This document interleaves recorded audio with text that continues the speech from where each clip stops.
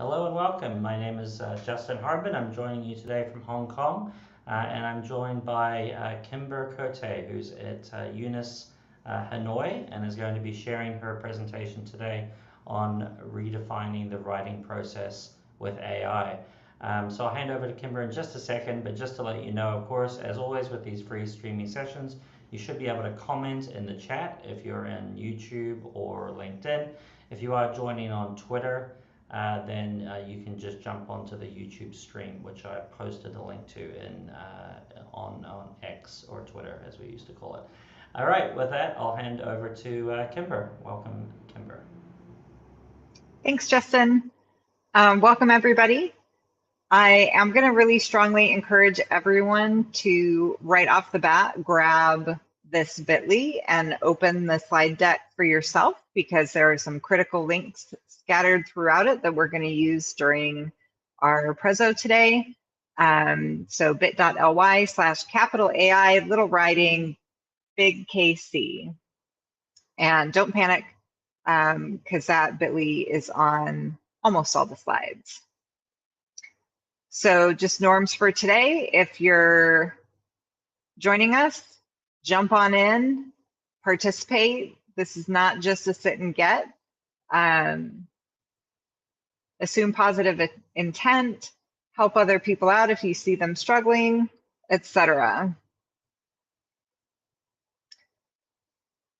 So as Justin said, I'm a tech and innovation coach at UNIS Hanoi.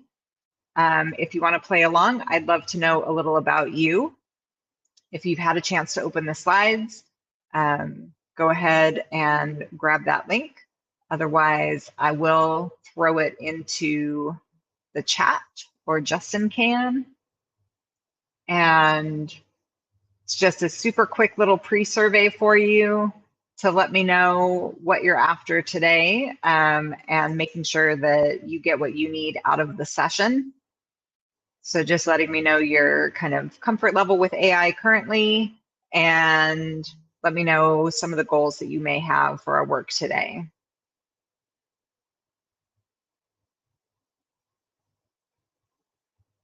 So I'm going to go ahead and drop that into the chat. And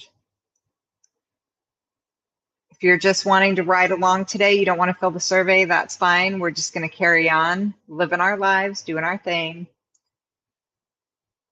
And away we go.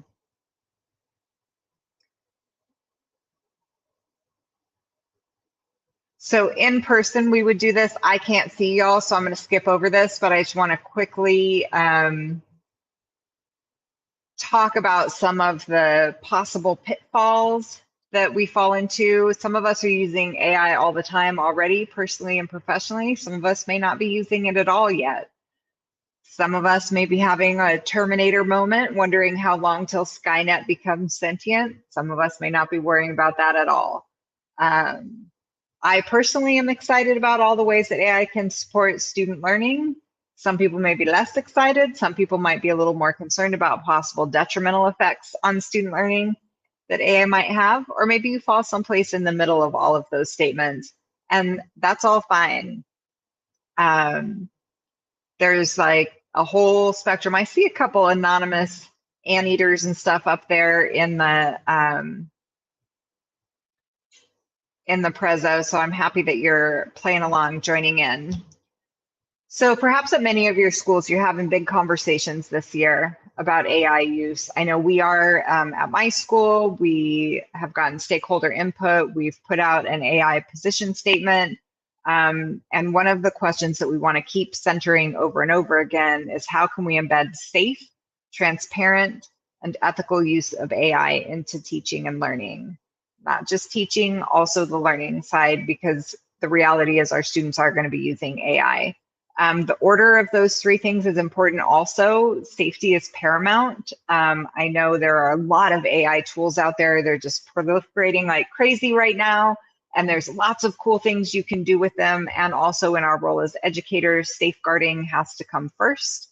So I'll talk a little bit about that later on in terms of our selection process and some of the tools that we're going to look at and some caveats for them. But I do know a lot of times I see a cool thing, and then when I dig into the privacy policy or the terms of service, it's like, oh, I'm not sure that that would pass the safety audit at my school. So I'm not going to put that forward as a purchase option just yet. I do know that more and more safer AI options for students in particular are coming to the market, and I'm really excited about that. Transparency, but by us, by students, super important. If we're not transparent, it's hard to evaluate whether or not our use is ethical. And then again, we do want to address both teaching and learning. So mostly today we're going to play with two AIs. One is Perplexity. A reason that I'm suggesting that one, not requiring, just suggesting, is that no login is required, and the terms of service approves use for ages 13 plus, so it's a pretty good option to use in secondary. And the privacy policy is reasonable. They do reuse the content that you put in. But again, no login is required, and as long as you give students who are 13 and over that caveat to be cautious about what they paste in terms of like prompts and content, it's pretty not bad. The other one we're going to play with quite a bit is School AI. Teacher accounts are free. Students don't require a sign-in. They have one of the stronger privacy policies I've seen. And as a student-facing AI tool, things that I personally like about it is that they have curated pre-trained widgets, and they have student-facing tools with a teacher dashboard. I know Magic School is pushing their Magic Student out over the past week or so. I'm excited about that as well. We're going to use some other things also at your discretion. So to get started right away, I'm going to ask you to play along with me. You'll see that we have a link to various different Padlet spaces throughout our session today. And I'll just grab those and drop them in the chat as we go. The first one is a general AI Padlet. That's where you're going to put your takeaways from this first activity. So this one is really for folks, when I talk to a lot of like Lang and Lit teachers, English teachers, writing teachers, one of the big fears is like, oh, students are just going to paste their writing prompt into AI and it's going to generate a paper for them and they're going to be done. And so I want us to experiment with that. If you are at a Google school, you might want to use Gemini. If you're at a Microsoft school, you might want to use Copilot, or you can try Perplexity, that no login required tool, and just go ahead and grab that writing prompt and drop it in. Oh, thanks, Grammarly. So this is sort of the kind of stereotypical academic dishonesty case, right? Oh, the student just pasted the prompt directly in. So if you're writing along, I'd like you to go ahead and spend a minute or two to just kind of go through whether or not this gave you what you would be hoping to see if you were a student asking for an essay. A couple of things that I did include in the prompt, I'm asking it to cite sources, which is the thing I would ask my students to do. And I'm asking it to align to the MYP criterion guidelines. And if I were a student, I would ask it to be aligned to my rubric. And I'm going to take a look. And the reality is that sometimes these things make the paper less good because it's trying harder to work on that alignment. So I'm going to come down here, cram.com, UKSA, Schoolwork Helper. These are not credible sources, in my opinion. So I'm going to take a look again, like, oh, when I think about the topic that it gave me, if you take a look at a number of different things, you'll see that it tends to go to a handful of topics over and over again. It's not necessarily going to the broadest choice of topics. When I was trying this out before the session, like 4 times in a row, it gave me the same topic, and I can restrict it. So I can say, please rewrite, maybe,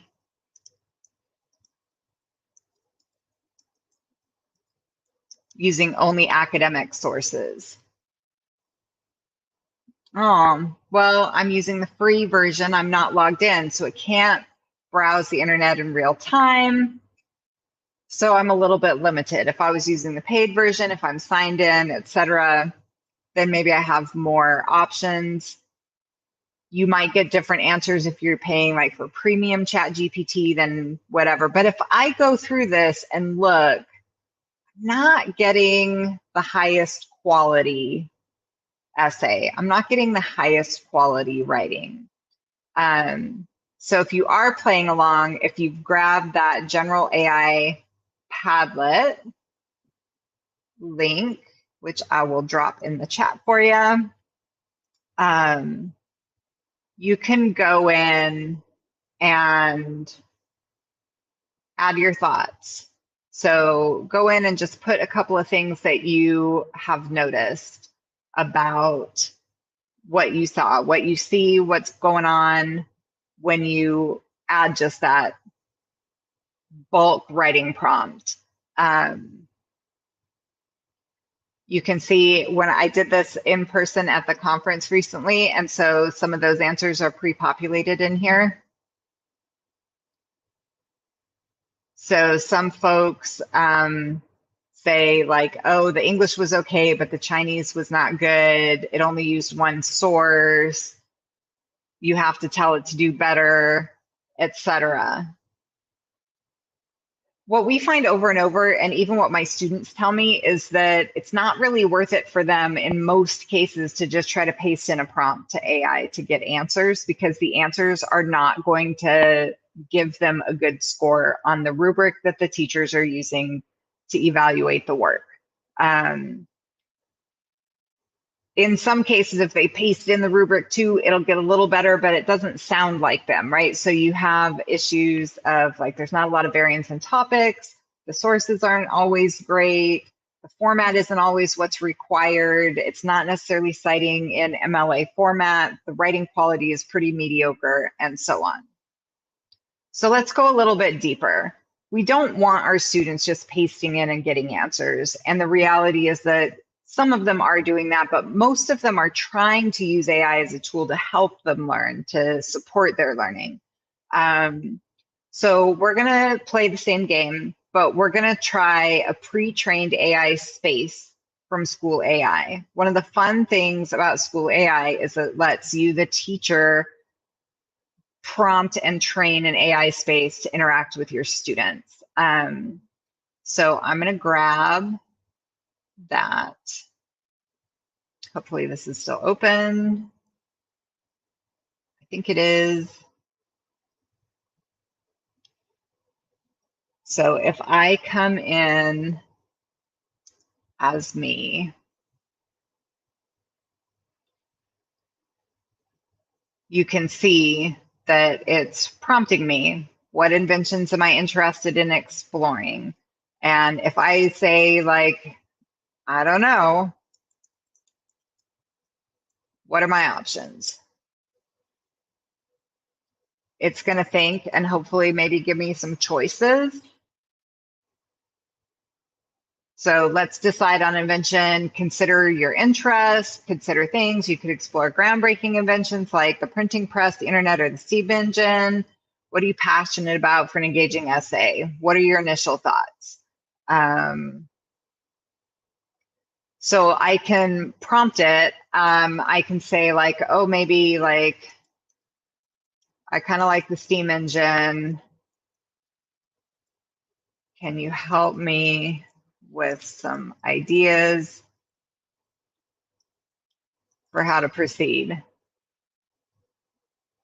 And it's not just going to write the whole paper for me. One reason it's not going to write the whole paper for me is that my teacher, my teacher, when setting up this space said, don't just write the whole paper for the kid. So here's how I can proceed. Research history and impact, create an outline, remember to include MLA citations. Can you show me a sample outline?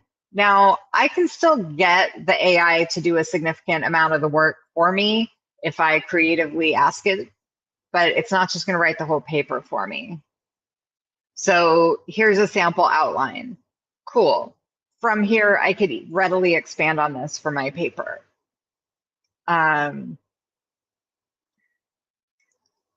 What are some options of engaging I could use for this paper? So I can get it to assist me, but it's not just writing the whole paper for me.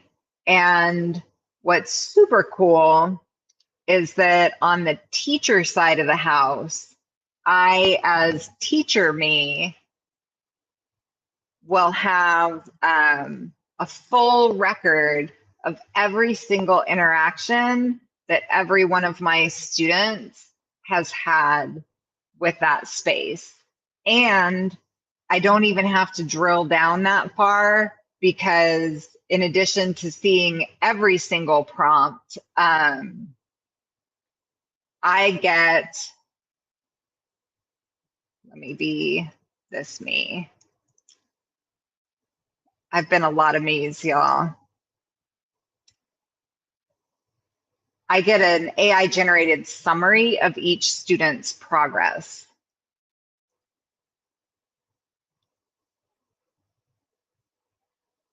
So what I'm going to see on Teacher Me, yes, it's me, two-factor authentication in real time.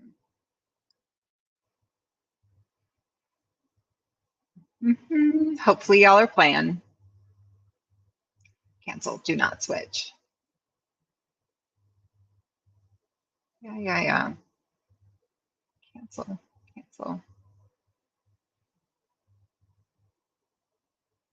Skip.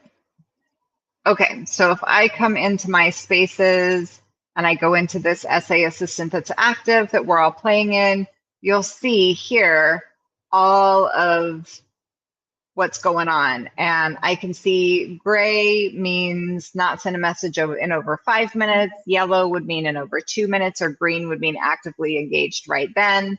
If I click on any one of these, I can see the full chat transcript between my student and the AI, or here I just see little quick AI summaries that package up everything that's happening behind the scenes. So to me, on the student side, I'm still getting many of the advantages of using an AI with some guardrails in place that were put in place by my teacher. And as a teacher, I can see pretty readily whether my students are using it in the way that was intended, and I can help facilitate their transparent and ethical use in that way. So to me, that's a great option. If you're playing along, we've got another Padlet for you to drop just some thoughts or ideas about that trained AI experience. One thing I love about this, and Magic Student with Magic School AI will work similarly to how School AI is working in terms of like having that teacher oversight.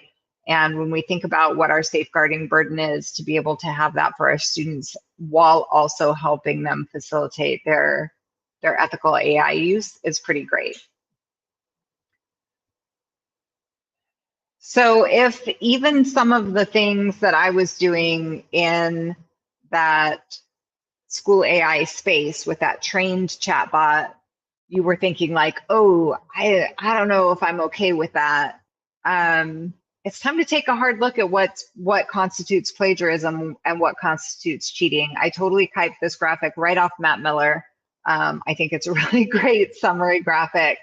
There are some things that seem pretty obviously to be towards the cheating end of just like straight up turning in a completely AI generated work, down to like, oh, completely student generated. The student wrote all assignment content without consulting AI or the internet. Although the not even consulting the internet. It's like, oh, did they need to verify any facts? That was worrying to me.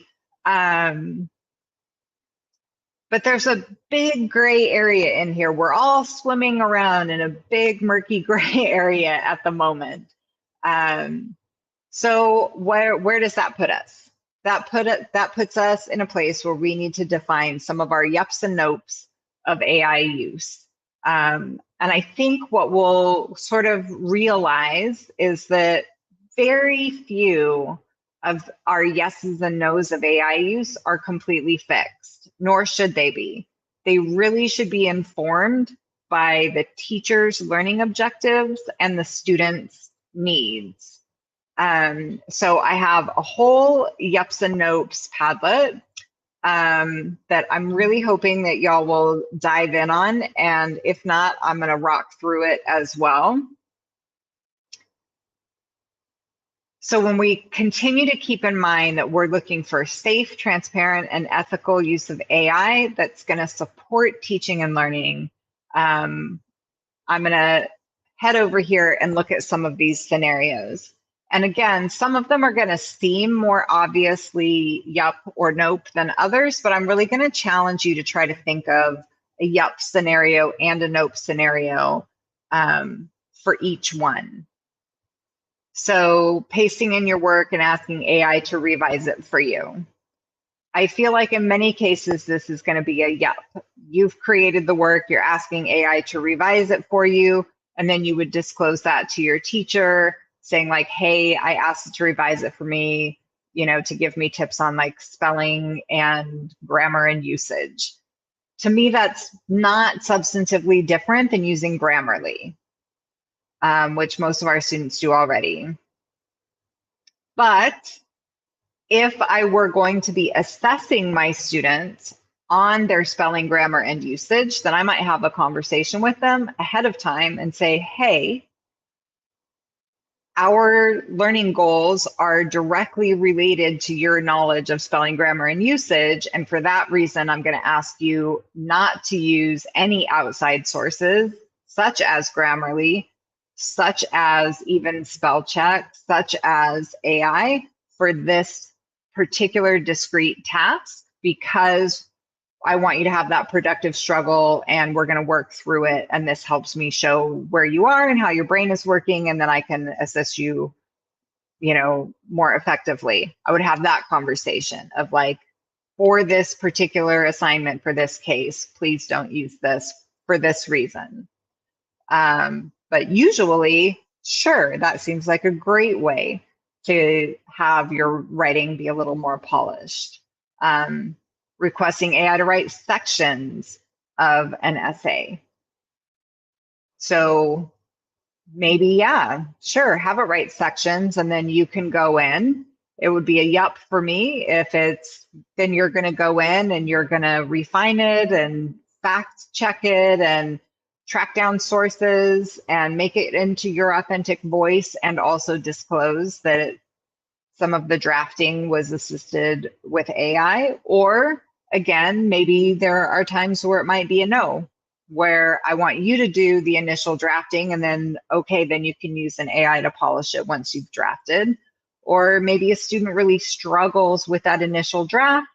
Maybe they're a learning support student, then sure, please do this. That's not that different than you telling me your ideas and me writing it down for you as an accommodation.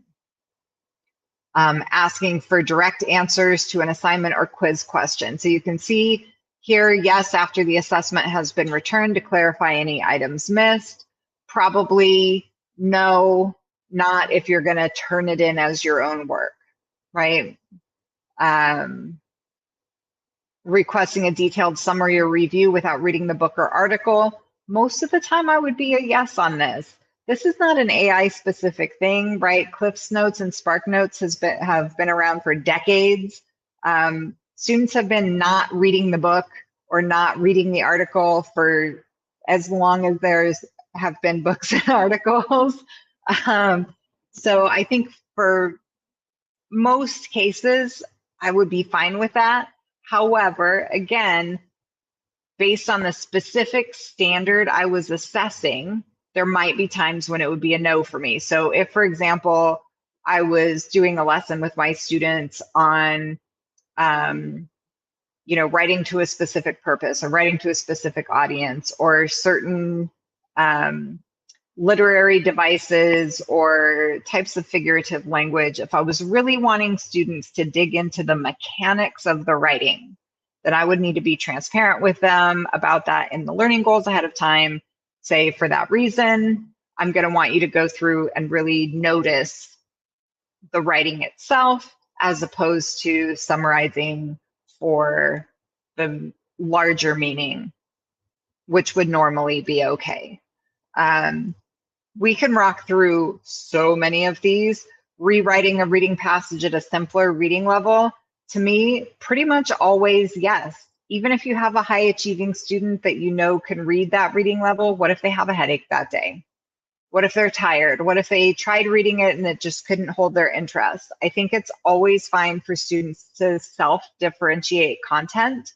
And also, you might ask them, if you did that, then once you've read it at the lower reading level, I'd like you to attempt it at the higher reading level and see what you notice was different. Asking for clarification, understanding a concept, you bet. Yes, please. For me, most of these no's are going to only be no if it's directly related to a standard that I'm assessing in that work, and I'm going to be really transparent about my students about what that is and the why, and then when it would be okay. Even asking students to paste in a prompt and have an essay generated wholesale still might be a yes for me if they then substantively revised it and disclosed their use of AI, or it might be a yes for me as part of an exercise to analyze text. Yes, let's paste it in, get a thing, look at it as an exemplar, analyze it, pull it apart, and then move on and do something else with it. So for me, that's a lot of yups and no's. If you're thinking like, hey, you keep talking about students disclosing their use of AI, how are they going to do that? Well, if you're using school AI, then you're going to see that here, but they might not always be using school AI. So I remixed this for my colleague Joe Marquez with Q. This is a simple thing that you could do. I strongly suggest if you use something like this that you put it in some sort of a collaborative format so that you can information share across students. You're not going to necessarily have students complete this every single time they use AI for any kind of prompting. Yeah. But what I would say is, as part of the writing process for a larger project, I would want my students to do this as a reflection and to get into that metacognitive space where they are really taking stock of all the different AI tools they use, kind of comparing them, which ones were a better fit for purpose, what prompts did they use, how did they integrate that AI generated content versus their own original work, and like what was helpful or not helpful. If I'm then having this as an example in a slide deck like this, but in a collaborative slide deck with my whole class, now all of my students are being able to go and look at each other's AI reflections and collectively benefit from them and improve their practice. And that's going to build a shared understanding of what our expectations are, a shared understanding of best practices, and kind of demystifying and the whole AI process, and no longer stigmatizing kids. We're like, oh, you used AI. Like, yeah, we used AI for specific purposes, and here's what worked well and here's what didn't work well. So everything we've talked about up till now has been very much very extremely traditional types of writing assignments. I want to recognize the opportunity that AI presents to go outside of those boundaries. Many of our standards that students need to meet are not tied to an essay, right? They're writing to a purpose, writing for an audience, they're supporting an argument with claims and evidence. There's all of these standards that aren't tied to a specific format of writing. So I want to look at a couple of different angles on that. So one of those angles is using school AI again for a debate. So using our same kind of topic that we used before, instead of me planning an essay, I could be getting into a debate with school AI about the best invention. So let's see.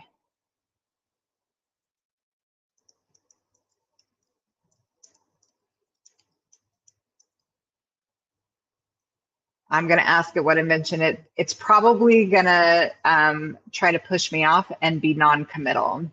Ooh, no, it believes, not surprisingly, the AI thinks the internet is the best invention. And it's telling me reasons why. And I am going to say,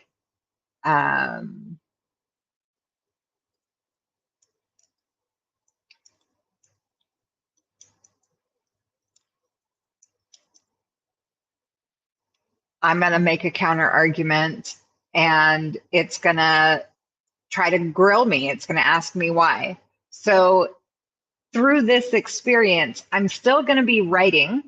I'm still going to make claims. I'm still going to need evidence and reasons to support my claims that I'm going to do in a written format, or I'm going to voice type them, because you'll notice I've got my little microphone here. I can voice type. You'll notice I've got my little speaker here. I can listen. So if I have learning needs, I can still access this in ways that I can't with a traditional, like, handwritten essay, for example. And it's still trying to get me to consider the internet. Like, oh yeah, sure, it's been a game changer, but no, the internet's still better. So if I'm a student now, I'm going to be arguing with the AI and trying to prove that my idea was better, that my invention was the superior invention, and I'm going to try to back that up with claims, evidence, and reason. And then again, the teacher is going to have a record of all of that. And so we'll be able to assess my understanding of the concepts based on that. Or maybe this is just a practice. Maybe I'm doing a practice run. I'm going to debate with the AI prior to an in-person debate in class. Maybe we're going to do a bracket system, whatever you want to set up in your class. If you teach younger students, or if all of this written production is a little much for you, you might want to try some storytelling with AI. Padlet, again with the Padlet.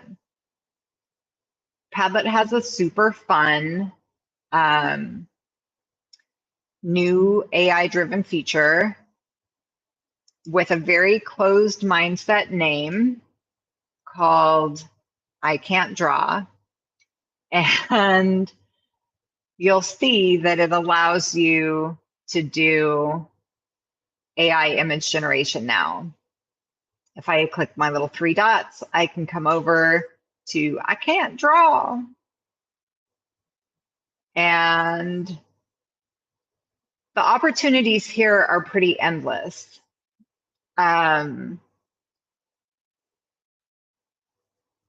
What I already have some of my early years classes on campus that have tried out is reading a picture book together as a class, and then in the center maybe, or as a whole class activity, like, oh, let's talk about that story we read. One of the books I read was called If I Had a House.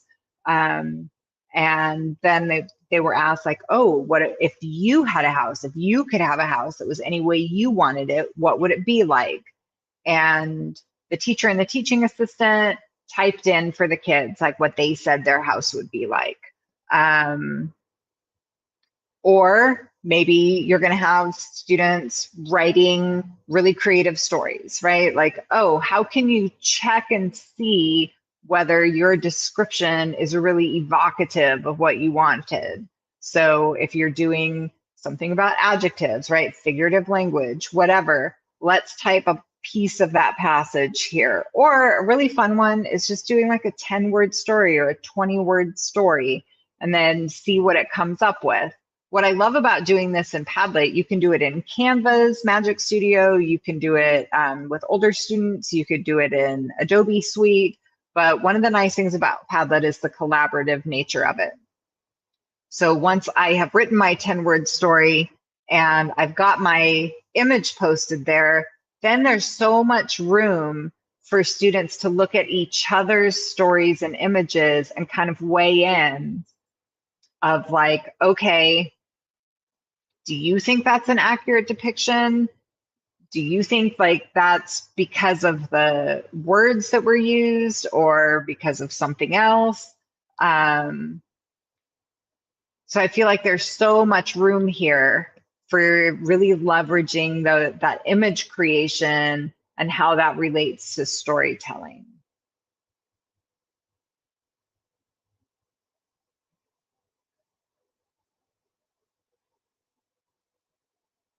So some key points. Student data privacy is a real and serious issue. It really needs to be foremost in your mind when choosing tools. There are, like I said, just 1,000 great tools out there that are really exciting. But before you paste any student-generated content into them, before you have any students interacting with them, please do check the privacy policy and the terms of service, check with your IT manager or your tech services office, have them do a safety audit and make sure that those sites are okay for your students to be on. The second piece is restructuring assignments can work for a while to keep them relevant, but it's not really enough. Going from just my essay prompt to having the essay assistant space, okay, that works. And also, I would really encourage you to challenge yourself in terms of how else can you assess your standards other than that traditional essay format, and just be so transparent with your students when you do say, oh, don't use AI in this way for this assignment. Be sure you're giving them the why. So that model piece, right? Just like I went through and used all the tools with you, I do try in all of my slide decks for students, I always disclose, not just with students, with my colleagues as well. If I've used AI generated content, I label it. I try to be transparent from you. I do model it. I do show when I'm using it. And I feel like that will help. You doing that will help build that those competencies in your students as well. Do use some form of like little reflection, exit ticket, something like that, so that your students' AI use is helping all of you learn and improve. You really don't want it to be some clandestine secret thing that your students are doing on the side. If you make it a core part of your instruction, then you'll all be lifting each other up. And then as you do that, if you're modeling, if you're transparent, if it's a core part of your classroom, you're going to have so many opportunities for discussions about what types of use are ethical. Like, when is there bias? What evidence of bias do they see? I mean, even just in here, like, what evidence of bias do you see in these images? You could have a whole conversation about this of like, I don't think anybody pasted in that they, needed a particular, like a white princess, but there it is. So, like, what types of bias are evident in the results that we get or in how we prompt or things like that? Your students are going to notice things, and some of them are going to be frustrated. And those are good points to have those conversations, because that's when they're relevant to them. and that you will learn together about what types of prompts are the most effective.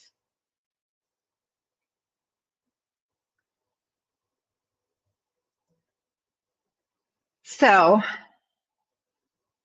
this is a little more passive because y'all are way over there and I'm way over here. But in general, what skills and standards did we just engage with over this brief time that we had together? We did all the 4 C's, theoretically, right? We communicated with each other. We collaborated with each other over the Padlet. We had to think critically. We had to think creatively. Had we actually been able to engage like this, like you will in your classroom, even though we were mediated through an AI or mediated through a Padlet, we can have discussion and partner work, engage in speaking and listening standards. All of the writing of AI prompts, reading AI prompts, interactions in Padlet can meet writing standards. We're meeting reading standards because we have to read and analyze what the AI is generating for us. We have to do outside research to support our claims that we're making with the AI. We're engaged in tech and information literacy standards. And then when you design a space or when you set work for your students, you're going to have all of your content area standards attached to it also. So really, when we think about like, oh, but AI, but then they won't be learning what they need to learn. Like, look at all of what we can learn with a brief foray into AI use when it's actually an intentional and structured use of the tool as a learning tool, not as a workaround. So if you're playing along, this last Padlet link is the full Padlet, but instead of having each little prompt sectioned out, actually has all of the Padlets together. There it is. And I think it's this one. There it is. So you can cruise through and see all of the stuff. And then there's a next steps section. And so what would be great if you are playing along is to go on in and just add what's just one next step that you can take to start integrating AI into your practice a little bit more deeply. I kind of joking say I give lifetime tech support. So if you decide to try any of these strategies, if you start to make a foray into using AI in the writing process with your students, you are welcome to reach out to me anytime you want. And I'm happy to open up to questions if you wish.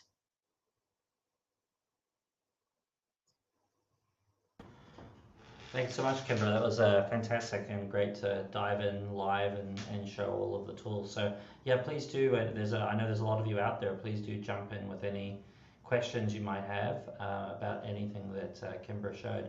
I have a couple of questions that occurred to me as you were going through. And the first is I'm wondering, you may have addressed this, but I didn't pick up on it, is I really like the idea of the disclosing the use of the AI, right? That students should do, right, if they're working on writing and using it. But should educators be doing the same thing with when they're using AI, whether it's for lesson planning or for anything else as a way of modeling that to students? 1,000%, yeah. I definitely think we should. And so that's part of here, like modeling, right? Transparency for me will help translate into transparency for my students. So I did not, in fact, include any AI generated content in this session. But in other sessions of mine, I do have like scenarios and things. And then down below, I have like remixed from Bard or remixed from GPT or assisted by Toddle AI or whatever it is. Mm-hmm. Yeah, I totally agree. And the other question I had is I wonder what you see as potential changes in assessment of student writing, because you talked a lot about process, right? But I mean, writing Yeah. is obviously a big part of summative assessment in secondary schools, kids writing essays in class or, external exams. Where do you see that going? Like, are we going to see now some writing assessments done with AI potentially, or some done without AI? How do you think that will work? So what's interesting to me is like you're skipping even further ahead. What I'm wondering about is how the standards are going to change because many of our current standards are process driven. But as we move forward, I'm hoping, I guess, hoping that the standards are going to shift more into the underlying critical thinking and away from some of the process nuts and bolts driven standards that exist now. Mm, yeah. As that happens, that does open up for more sweeping change in assessment practice. Hmm. Yeah, I think that makes a lot of sense, right? And I think that one of the powerful tools, as you showed here, is that the teachers can have a much more direct look into student process, right? By Mm-hmm. going through, especially with the tools that are designed for schools like School AI, right? You can go in and Yeah. see what the student did. And I guess my question is, AI is often presented as a tool that can save teacher time, create efficiencies, et cetera, et cetera. But what is your view on that? Because it seems to me, actually, if you're a teacher going through, looking through all of those things for insights or what have you, that actually is a lot more work, right? Because you now have access to all of this more information than you ever did before. I don't know if that's true. I mean, I'm not ready to jump on the bandwagon that it's some huge time saver and that like, oh, gonna revolutionize teaching because you're not gonna spend time on these things anymore. In the same way that if I'm a teacher new to a content area or new to a grade level, I need to familiarize myself with that content. Now, my choices historically have been that I can build everything from ground up, or I can borrow from colleagues, or I can borrow from curriculum providers, or I can borrow from online. And now I can use AI, right? In a similar way that I would use a teaching partner, I'm still probably not ever going to implement something generated from AI just wholesale into my classroom. In the same way that rarely would I implement something even from a teaching partner wholesale into my classroom because those aren't my students. That wasn't designed for my kids and my teaching style. Mm. So always I'm going to have to polish it. In terms of assessment practice, when you talk about like, oh, is this going to be more work for me to assess this? I feel like not really, because I can go through here and I can go through and see like my AI generated summaries here and get a quick at a glance. If I see anything that's concerning, then I can dive deeper. Yeah, because you have your AI So, on top of the AI in a sense. right, exactly. And also from an assessment practice standpoint, if I'm planning to like dig through that in addition to some other summative project, am I making more work for myself? Maybe. Mm. Or am I building a rubric specifically for this type of interaction and saying, this is the assessment? Hmm. And now, how do I mark a rubric aligned to my standards for that experience? Mm. There's a question Like, in the I Padlet don't here. think it's, yeah, I feel like if I did like a classroom debate, now I'm hearing every single thing that my students say because it's in a structured debate. And like, okay, well, that's not every assessment, Mm. but I'm going to do that sometimes to assess speaking and listening. That's great. There's a question in the Padlet here. How can I use it to support students with starting their research? Yeah, I think for many, many students, getting started on a task is the hardest part. I mean, I say students, I really mean all of us. I think getting started can be the hardest part. And when we come over and we just have something, and I can even voice type, and say, I'm having trouble getting started, please help. Or whatever it's going to say. And then getting like that selection of bullet points can be really helpful, in the same way that if we had a student who was a learning support student who had a teaching assistant that was assigned to them or had an accommodation, they might get sentence stems, or they might get a bulleted list of topics as their starter, and AI can provide that. And it doesn't mean they're writing the whole thing. It doesn't mean they're completing the whole task on behalf of the kid. It does mean that they'll provide some of that support. Oh, look, it's cheering me on. It's telling me you got this. AI coach, that's great. So yeah, to me, that's kind of what I did. Like, what are my options? I asked it, like, I don't know what I want to do. What are my options? And then it gave me a bunch of options. Now I can take that and go. Yeah, that's really powerful, and for students to be able to do that in a kind of in their own space, right? And not feel shy about that. To me, right, I think in terms of the power of AI, the ability for students to take control of that, as opposed to having to go to the teacher, go to the teaching assistant and say, oh, I can't really do it. Can you make me a list? Can you give me bullet points? For them to be empowered to go out and have control of their whole learning process and still get support where they need it is pretty powerful. Yeah, absolutely. I mean, it's kind of early days yet, but what is the impact that you've seen on kids writing, and on maybe even just their perception of the process of writing? What's their feedback been?